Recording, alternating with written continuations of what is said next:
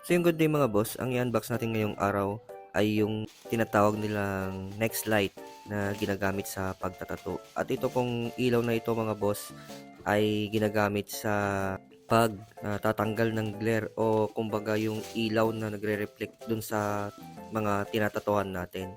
At ang kagandahan po nito mga boss, ito po ay mabibili nyo na sa tattoo shop na Osus Tattoo Supply. Yan dyan po ako nag-order. At meron din po yan sa Shopee, Lazada at sa TikTok. Bali, hindi nga po pala ito sponsored. Bumili lang po talaga ako para gamitin ko sa pagtatato dahil nahihirapan po ako na makita dahil sa reflection nga ng ilaw. O yung tinatawag nilang glare.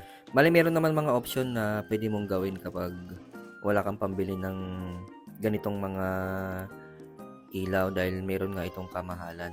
Pero kung bibili ka rin lang ng mga LED light na ganito kalalaki, 'di ba parang hassle naman kapag ganyan kalaki yung gagamitin mo. Pero okay lang naman din 'yan. At meron din kasi akong ganyan na ginagamit nun kaso lang sa sobrang bigat minsan natutumba kaya nahihirapan talaga ako sa lalo na sa paglipat-lipat. At kailangan nyo po palang bumili ng ganitong style na lamp, na table clip lamp. Yung makikita nyo sa gilid ko yan, tinatanggal ko na yan.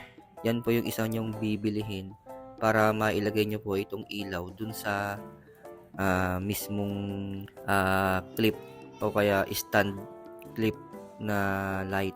At ang kagandahan dyan mga boss ay may mabibili ka na po nito sa Shopee o sa Lazada. Itong stand clip light o kaya table clip lamp po ang tawag dyan. Nasa 200 to 300 pesos lang po yan sa Shopee o sa Lazada. Yan, bali mayroon po pala siyang plastic na tatanggalin nyo para magamit nyo po siya. Pwede rin pong hindi nyo natanggalin pero mas maigi po natanggalin nyo po yung plastic na nakadikit dun sa mismong ilaw. So yun mga boss, dito ay actual demo na po natin itong ilaw na sinasabi nilang powerful. Yun, powerful di ba? Yan, bali dito mga boss ay gagamit po ako ng CPL filter na clip. Yan, ito po yung CPL filter clip po na nabibili din po sa Lazada, Shopee. Ito po yung kailangan nyo para mawala po yung glare doon sa ating mga tinatatuan habang tayo ay nagsisession. Yan, ipapakita ko po sa inyo. Iikot nyo lang po yan. Nakikita nyo po yung reflection doon sa gilid ng kamay ko, di ba nawawala. Tapos pansinin nyo po dito sa tattoo ko, mas nagla-light po siya. Yung kaninang glare po, yun, tignan nyo po nawala po, di ba? O di ba napakaganda po nitong gamit na ito, lalo na sa ating mga mananato. Boss, medyo malamig ngayon kaya nag-jacket ako. Yan, bali ipapakita ko sa inyo kung gaano po ka-powerful itong ilaw na sinasabi ko na pwede natin gamitin sa pagtatato. Na para sa akin ay goods na goods talaga siya sa ating mga mananato talaga. Yun, bali patayin muna natin tong ilaw na to para mas maganda siyang makita sa kapag walang reflection na ilaw na isang sumasagabal sa natin, work light natin. Yan. Bali ito mga boss, ang gagawin mo lang isisindi mo po siya. Tapos ito po yung kasama niyang salamin na sinasabi ko. Ayan. Yan, bali na po siya. Glass na po siya. Hindi na po siya yung parang plastic na parang nilalagay sa salamin para magamit mo siya. Ang kagandahan po dito ay salamin na po yung mismong CPL light niya. Yan. Yung mga boss. Yan, at saka ito nga po pala yung CPL clip. Yan, bali dalawa po. Mayroon po akong CPL clip na dalawa. Ito po kasi maliit po siya, hindi po siya kasya sa phone ko. At ito naman yung mas malaki na kasyang-kasya sa aking phone. At ito nga po pala yung improvised na salamin na binili ko dati. O diba? Tignan nyo. O diba? Pakita ko. Yan, kung makikita nyo po, ito po yung luma kong salamin na ginagamit. Tignan nyo naman, dinugtong ko lang dyan, tsaka nahihirapan talaga ako, lalo na pag gumagalaw-galaw po siya. Pero goods naman po to, maganda din po to gamitin. Pero mas maganda po talaga yung reflection ng ilaw dito sa salamin na ito, nakasama ng ilaw po natin. Yan, bali i-demo ko po sa inyo kung paano po siya nag-work. Yun mga boss, bali papatayin ko muna po tong ilaw. Kasi isa rin po ito sa nagre-reflect na light dun sa mga tattoo natin, kaya dapat patayin po natin ito.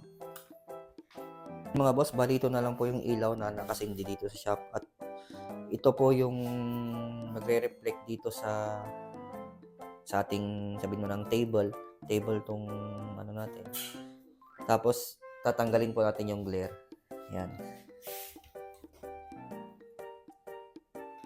So ito mga boss, ito na po yung actual demo natin dito sa CPL shades at tong work light natin. Yan, kung makikita nyo po yung aking tattoo, diba? Kitang-kita po yung details ng tattoo natin mga boss. Sinasabi ko, diba? Nakikita nyo ba? Napakaganda mga boss. Talagang lilinaw po yung mga ginagawa nyong mga piece. Yan po. O diba? Napakaganda, diba? Talagang lilinaw po yan. Wala po tong edit. Legit po to. O diba? At mayroon pa po isa, ito po. Tignan po natin kung okay naman po siya. O, butin dito. Ayan o. O diba?